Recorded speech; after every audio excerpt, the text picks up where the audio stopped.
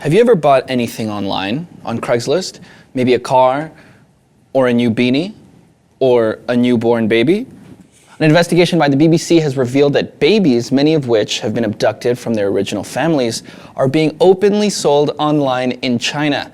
A healthy baby boy can be sold up for 100,000 RMB, which is about $15,000 US, which is actually double the price of female children, because we know that males are revered more in society, in their culture. Official figures have been found in Beijing, but they're not releasing them. The US State Department estimates that 20,000 children are being abducted every year. China does, they do have a number, but they're not releasing it, like I said. The state media actually estimates that 200,000 children are abducted every single year. And unsurprisingly, Jose, the Chinese media sort of denies that. Again, not surprisingly. Yeah. The Chinese black market selling babies first came to the world's attention like a decade ago, when police in Guangxi province discovered 28 babies in the back of a bus that were being transported to be sold somewhere. We hear a lot of crazy stories coming out of China. Sometimes they're not true, and sometimes we, even though they're not true, we believe it because we have this whole, anything can happen in that place because it's so many people and it's so hard to regulate certain things. But that is true to a certain extent. Last year, Chinese authorities uncovered 4 child trafficking rings all around China, and they arrested over 1,000 people that were connected with it. So this is a whole organization and it's a whole market going on. It's not like a one-off thing or a one-off time crazy parent. This is an industry. It is an industry, and this BBC investigation, it showed they set up this fake, like a fake buyer, right? And they filmed the whole Skype conversation. And this woman is holding up the baby. Yeah, there you go. You can hear the baby making the little cute baby sounds, obviously has no idea what's happening. And she's just, negotiating the price like it's a car or something. It's so sad. Okay, so where does all this come from? Yeah. Okay, well, we know that China has a lot of people, yes. So they imposed this, one-child law, right? To curb the population boom. Okay, so if you have another child, well then, you're put in a really hard position, especially if you're poor. You'll have to pay a really big fine, a lot of money. A lot of people can't afford these things, so then you see things like this happening. So they can put it up for adoption the legal way, or they can make $20,000 for their baby.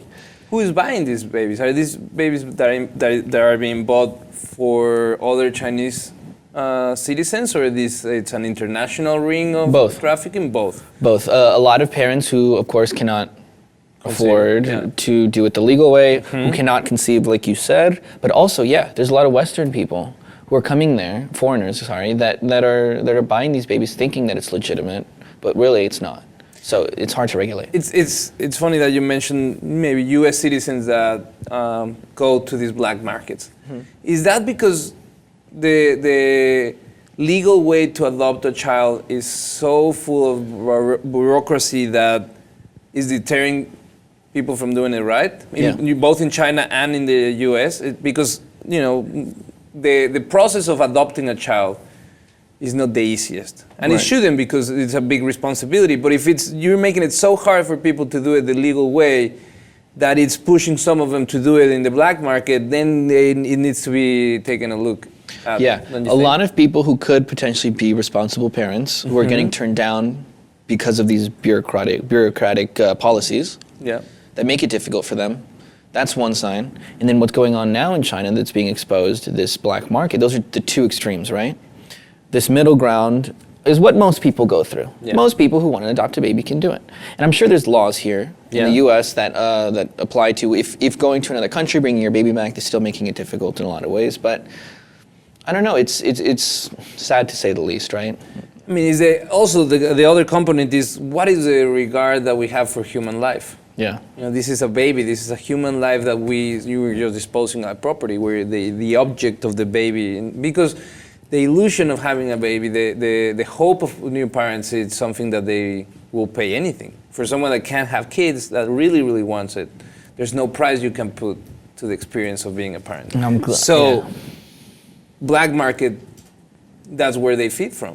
That idea that, well, with $20,000 I might make this happen, that I can't make it happen naturally. So I think the thing to tackle is we need to make it easier for responsible, adequate parents to adopt, so they don't have to go through the black market. I totally agree. But of course, like I said, there are a lot of different reasons why people are doing it. I think that, it shocks a lot of people for a lot of reasons. Okay, the most obvious reason this is bad is because you don't know who's getting this child, right? First one to give me 20,000 takes it home. That kind of idea, like it's a car or something, that's terrible, because that's the whole point of these loopholes you have to jump through. I mean, these whole rings that you have to jump through when adopting a baby, right? Because they want to make sure you're responsible. That, okay, number one. But number two, the shock factor.